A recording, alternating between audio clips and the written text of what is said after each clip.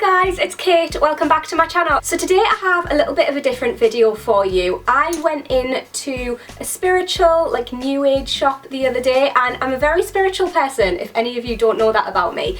And I really love just going into new age shops and having a look around. It's one of my favourite things to do. I like the ones that are like an Aladdin's cave of crystals and books and just everything spiritual. I just love them. I feel like those places have such a nice energy. So usually I just pick up a couple of things when I go in, and this time I picked up quite a lot of stuff, so I thought that I would share it with you in case you're interested. Leave me a comment, let me know if you actually are interested in these types of videos and I'll do more of them. But yes, I got some crystals and I got some jewellery, I got a couple of books and just some other bits and bobs, so I thought that I'd share them with you. So let's get straight into it.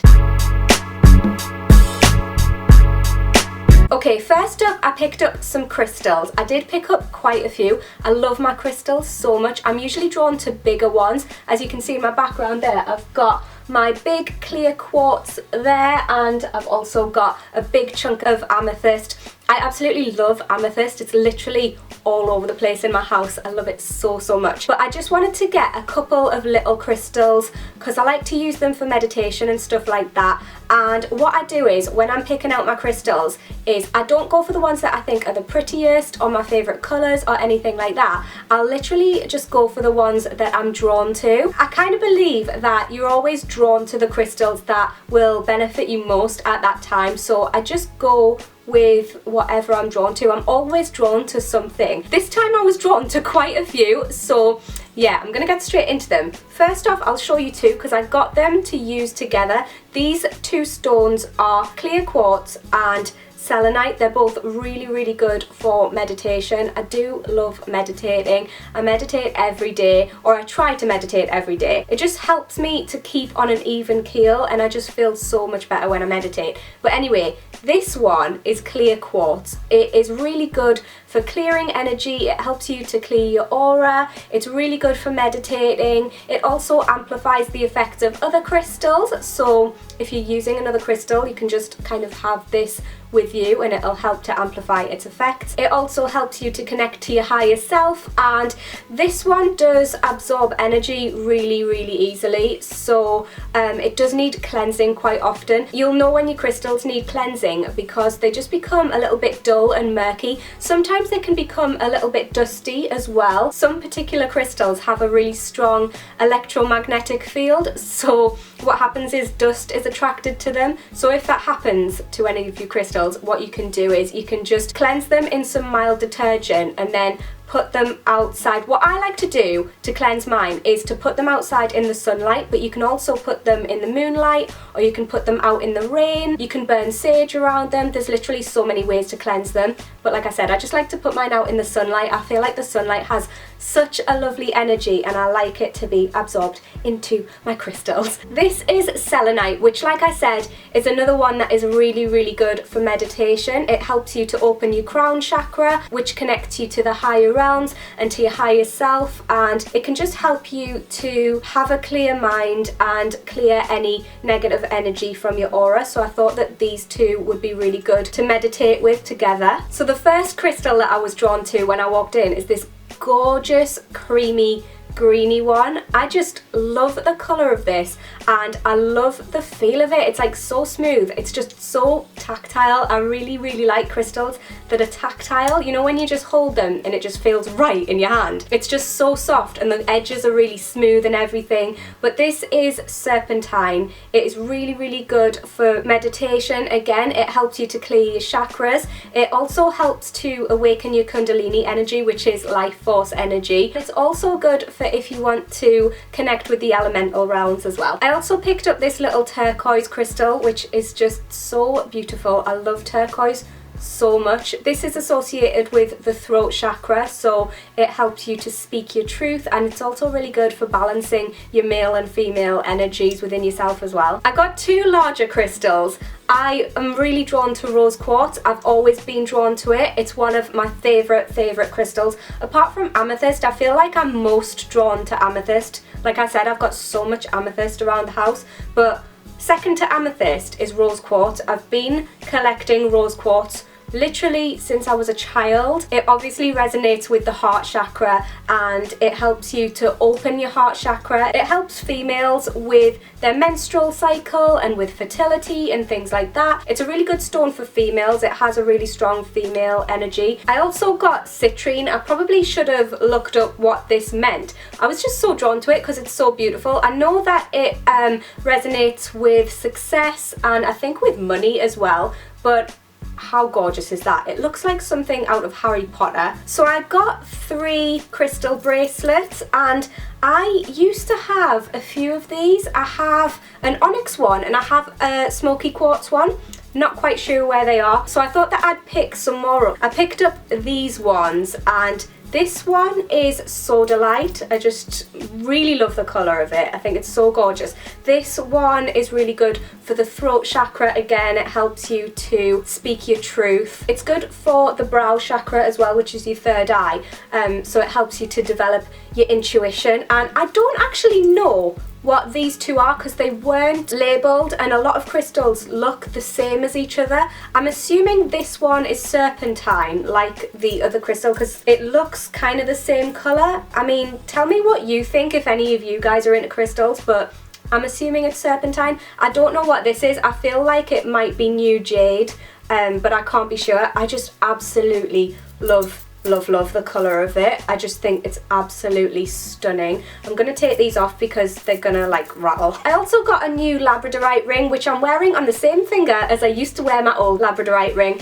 That one was an oval shape but it's too big for me now. I don't think I've lost weight, but I don't know, it's too big for me now anyway, so I just really wanted to pick up another one and I prefer this one. I just love the shape of it. I think it is so beautiful and I love Labradorite as a stone. Firstly, I just think it's absolutely stunning. It's got this blue hue and it's a really magical stone as well. It helps you with your mystical abilities and psychic powers as well, and it's a really strong protective stone as well. Next up guys, I could not resist these. I picked up these Tibetan Valves. These cost me a fortune but they are so beautiful. They're so heavy. They contain 7 different types of metals, but just listen to the sound they make. I don't know if it's even going to pick up properly on camera, but listen. Hang on.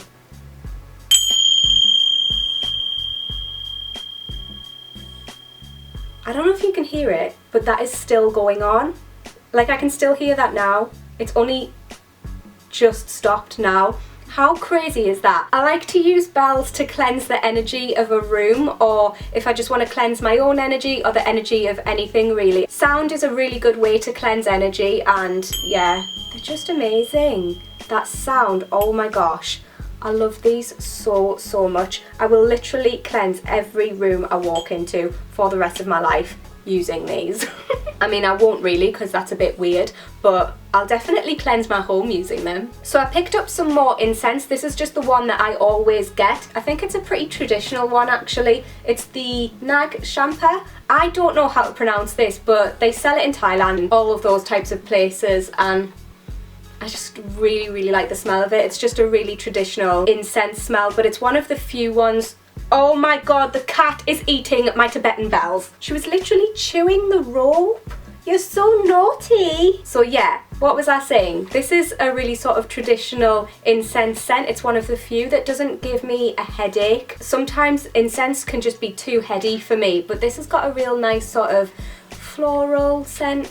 I don't know, I just like it. I use this like outside in the garden just because I don't like my house to smell like incense. It's just a bit too heady for me, but outside I really love this. I also picked up this incense holder. What's it called? Like an incense burner? I don't know.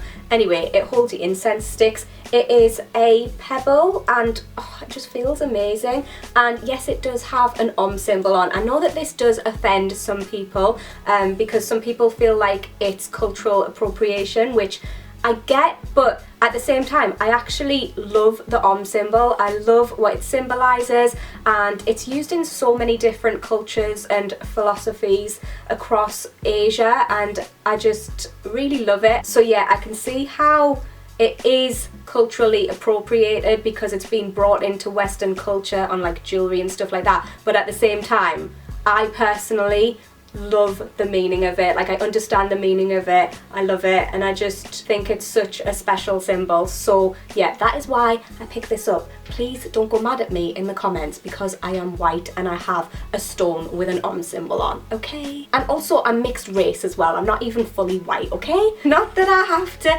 explain myself, but there you go. Maisie wants to say hello. Oh, I love that cat so much. Oh, stop licking my crystals. Why do you want to be all up in my haul? Next up, I have some books. So first off, I picked up The Power. I've read The Secret and I've read The Magic. I feel like you can read all of these kind of irrespective of one another.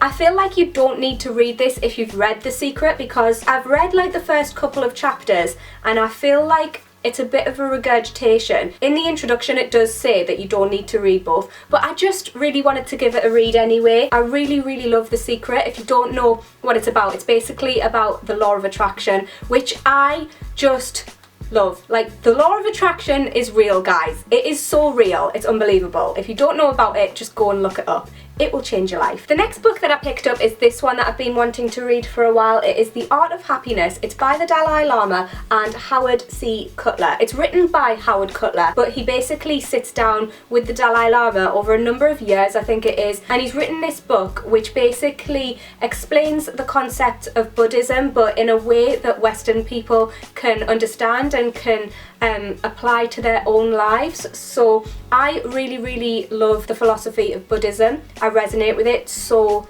much. Yeah, once I went to a Buddhist temple in Sri Lanka and I didn't know anything about Buddhism at this point, and we talked to this Buddhist monk and he basically just described the way I view the world, and I was like, geez, I didn't actually know I was Buddhist. Not that I'm Buddhist, but yeah, I just really, really like the philosophy. I agree with a lot of things that are mentioned within Buddhism, and I just thought that I would give this a read. I really love the Dalai Lama. I find him such a beautiful, lovely man. I mean, look at his face. Look at his face. Is that not a lovely face if you've ever seen one? Anyway, wanted to give this a read because it's written from the perspective of a Western dude. The last book I picked out was The Alchemist by Paulo Coelho. I've wanted to read this for such a long time and it's been raved about by bloggers. I've seen it a lot online and yeah, I'm just really interested in giving this a read. I'm not usually into fictional books, and this is basically a story about a little boy. Is it a little boy? A shepherd boy from the Spanish province of Andalusia who dreams of travelling the world in search of a treasure as desirable as any ever found. From his home, he journeys to the exotic markets of North Africa and then into the Egyptian desert, where a fateful encounter with the alchemist awaits him. It's basically a book about, well, it says a fable about following your dream. And yeah, like I said, I've seen a lot about this book and heard a lot about it, and I just really wanted to give it a read because it sounds really good. Leave me a comment, let me know what you thought about this video, guys, and if you'd like me to do more videos like this, or if you'd like me to do specific videos about, I don't know, crystals, or if you want to know anything more about specific things that I've mentioned, then definitely let me know below because I would love to do more videos like this. And yeah, be sure to give it a thumbs up if you enjoyed it as usual, and I'll see you in my next video, guys. Bye!